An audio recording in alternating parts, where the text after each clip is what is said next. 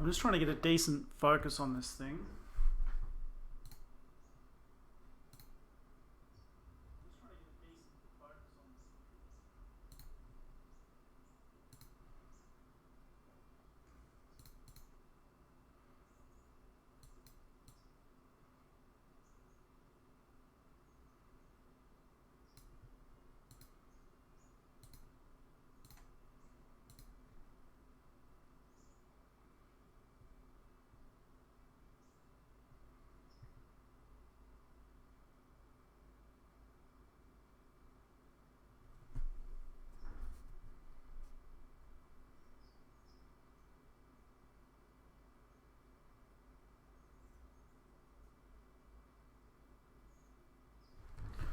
Alright, I reckon I'll just run with that. So, I'm just going to try and pull apart this 6117. Don't expect me to say too much. I'm just one sec. I'm going to get feedback through there.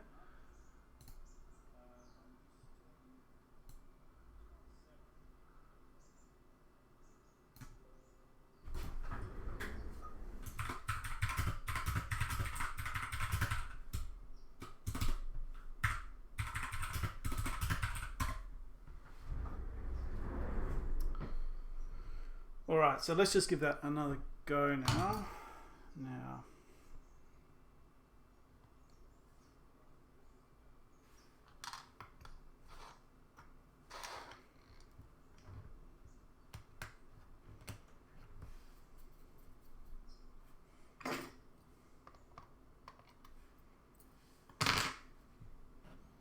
A few people have asked me about how I'm going with the fires in Australia. Well, most of them are really on the east coast. So, well, there is one here at Kangaroo Island, but as the island's off the coast, it doesn't really affect me a whole lot. So, I'm not particularly affected. I don't have any family over there or anything. I do have a friend whose dad is a beekeeper, and he lost, I think he said, about 25% of his hives. But beyond that, they were all okay. So, yeah, so it hasn't really impacted me a whole lot here.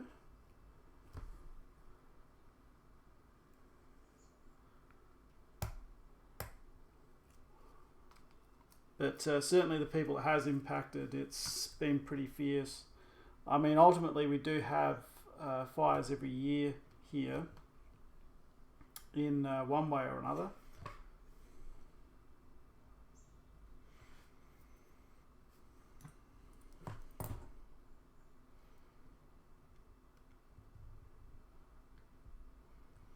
I can't actually see the screen at the moment, so if anyone's typing anything, I can't see it. So I'm just going to keep chugging along. And yeah, one of the bits I don't like doing the most is just dealing with dials. They're just so easy to damage. It's pretty hair-raising really to handle them. So I'm just undoing the dial lug screws now.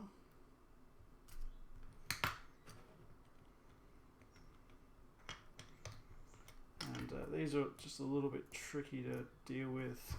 Sometimes they get a groove in the lug and you have to back it off a fair bit to get it out. Alright, so you can just see the top of the movement here, or it's probably totally out of focus so you can't see a whole lot. I'm just still getting the hang of this live streaming thing and setting up the camera to do it. So let's have a look.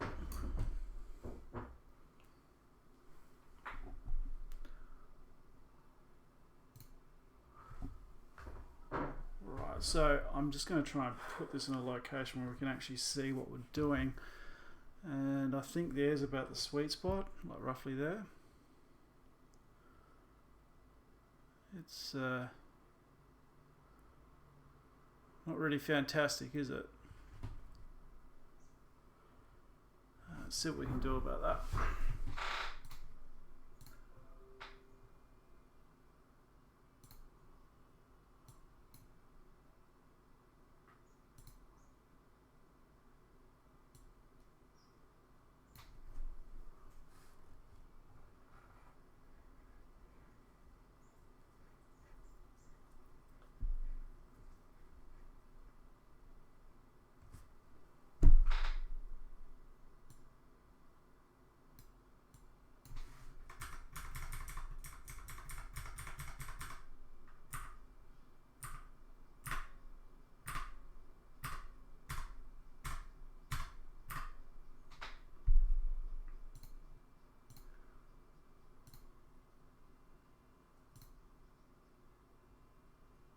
That really does look quite grainy, doesn't it?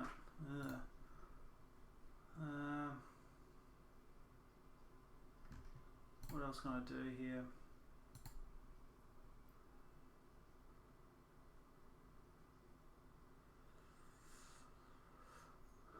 Not really a whole lot. I'm going to have to look into this further at another time. So right now you're just going to have to deal with what you have. Just enjoy the fruits of free videos. Okay, so I'm just going to keep going here. Now, the main difference between the 6117 and its cousins is just this bit here. Now I've just got some lighting happening here, which is just in the way of my head. So, yep, so that's what we're looking at. And so, okay, so we have an additional 24-hour wheel there.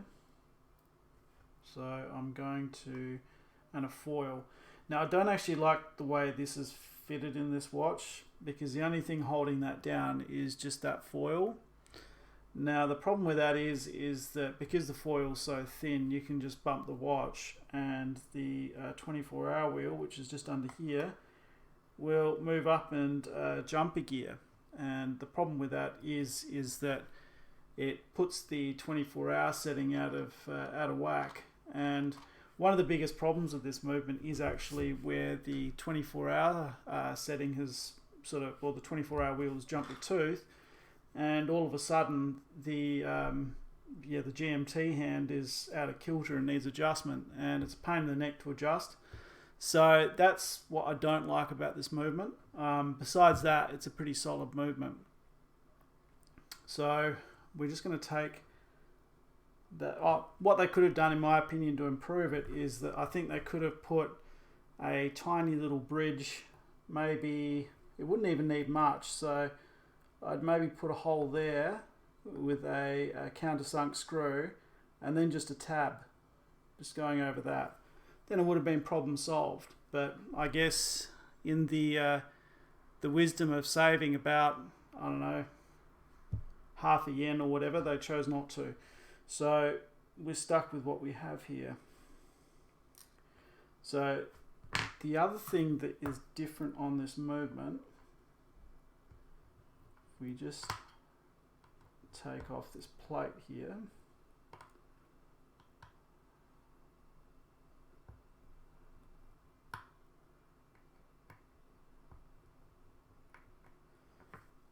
Is the calendar intermediate wheel. So to drive that drives the GMT wheel, and if we just remove that, now this is going to shoot off, so I'm just going to grab that, and it shot off anyway, but luckily it didn't go as far as it would have. It's just a little bit tricky to do this in the position that I'm in. I'm actually a fair way away from this, so that makes life not so easy. So, okay, so the other part there, it's actually stuck under the calendar plate, is this guy here.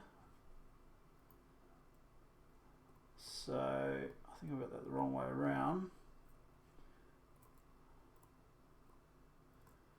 So that is a double level calendar intermediate wheel, and that's what drives the GMT wheel and ultimately the GMT hand. So in its cousins, it doesn't have that extra set of gears up the top. It's just sort of flat there. Otherwise, totally identical. And an old modification that people used to do is they used to get those parts and that calendar plate, and they put it on a 6105 and make a GMT diver.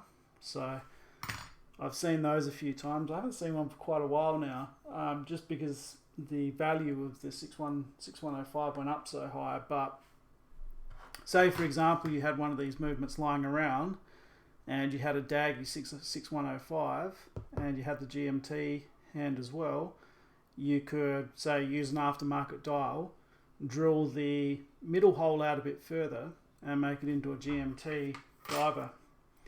So if anyone's game to do that, go for it.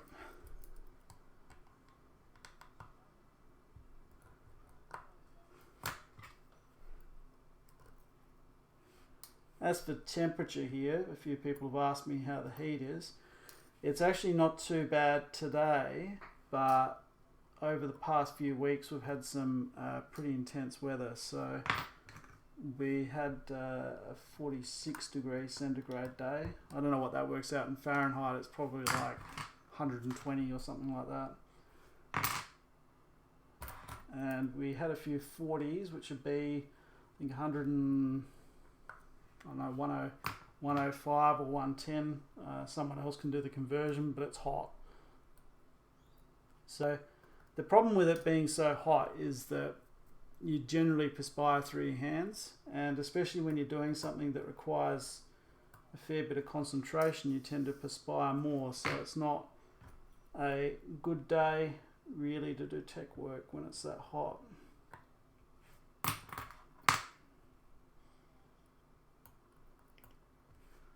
Now, I've torn one of these down before, so we've all seen that one before. Obviously I'm doing this live, so how's the video quality going? Has it got any better? Not particularly. Okay. Alright, so what I'm using to stream is just one of these Logitech C822s or something. I think it's pretty good for doing like people, but for this sort of work it's not so good. So I might have to look into an alternative for it, or some sort of macro lens adapter or something like that.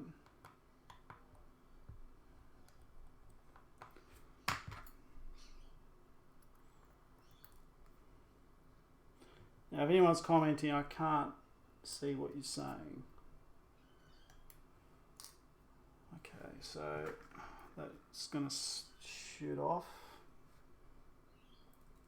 and yeah, it's shot off, but just on the desk here, so it hasn't gone too far.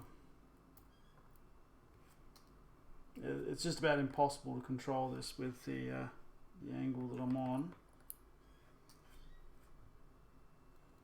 So you can see there, well, you probably can't see there, but you can see there the setting lever. Okay, so that's the calendar side done. Now I'm just going to do the train side.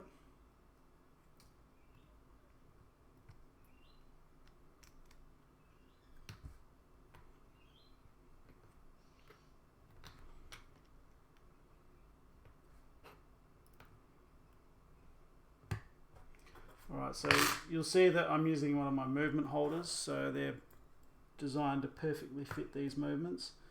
I found they're very hard to hold in an adjustable holder, so that's why I originally designed these.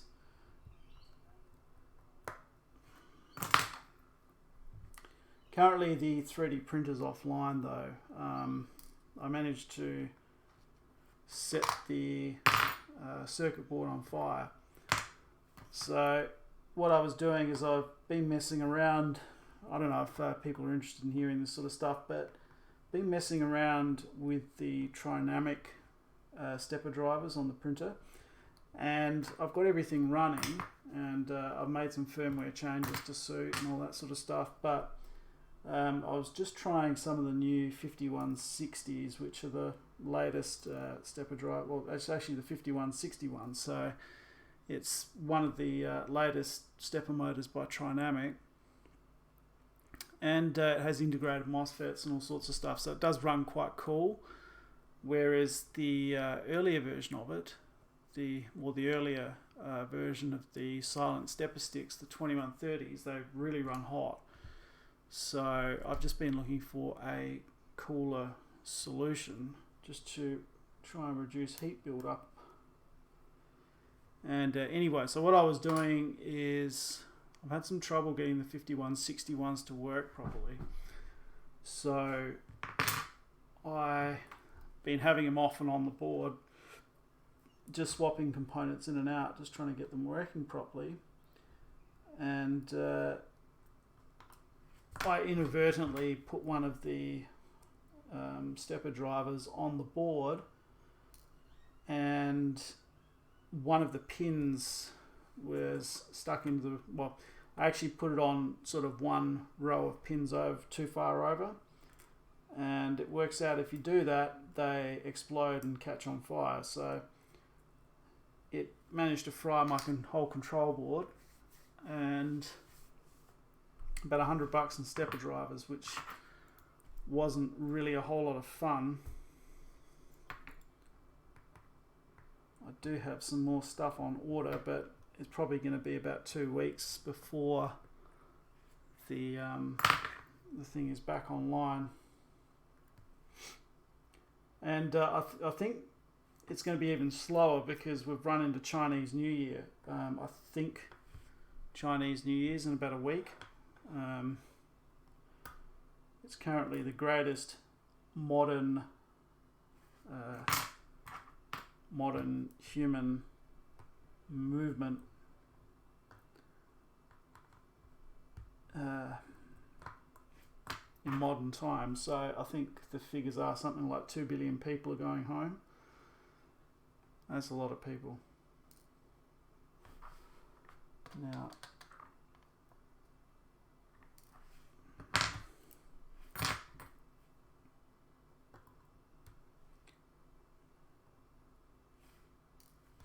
you might have just noticed me brushing ants off just before. We've had a huge ant problem here, and this is my first year in this area specifically, which is a fairly wooded area. We're actually reasonably close to the Adelaide Hills, and just the ants out here are insane. They're extremely persistent. They get into everything. I reckon I probably spent a few $100s just sealing up potential gaps in the side of the building, and they just keep finding a way in. It doesn't really matter what you do. That said, doing all the sealing is good because it reduces drafts and all that sort of stuff, which is important.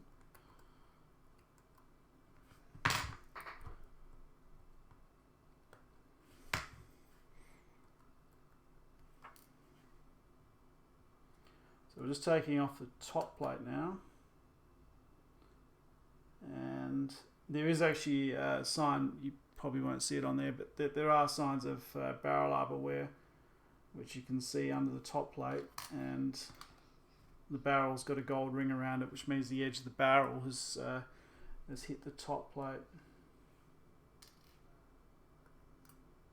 And I mean, that's a problem with all of these now. So while I dual every 61 or 63 movement that comes in here, I find that it's a problem on a minimum of 85% of them, and if it hasn't already started, it will start soon. So it's better just to do that as a preventative measure.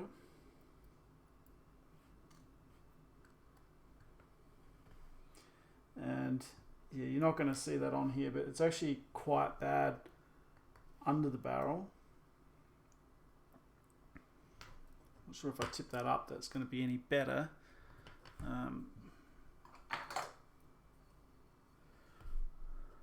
Oh, there we go. Yeah, you can see that there. So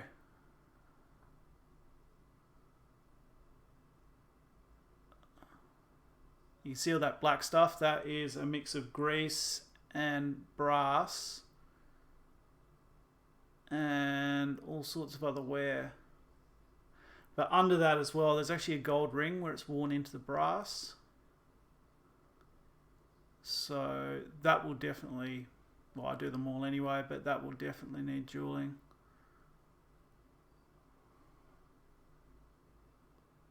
And we'll just rotate this around a bit just so you get a real good look at it. I've got several light sources here, so we're going to get a bit of reflection.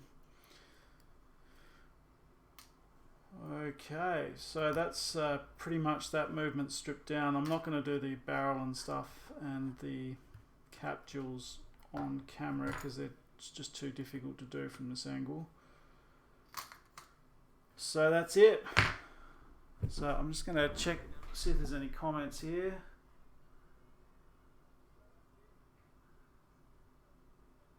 Yeah, that's right. The 6117 is the navigator movement, so they used it in the world time, and they also used it in this one, which is turn the navigator.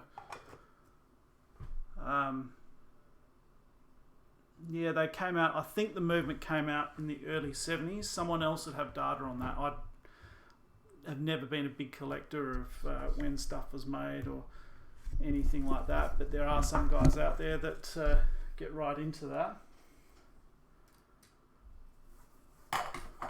And I think they were made till around about 1979-ish. Don't quote me on that.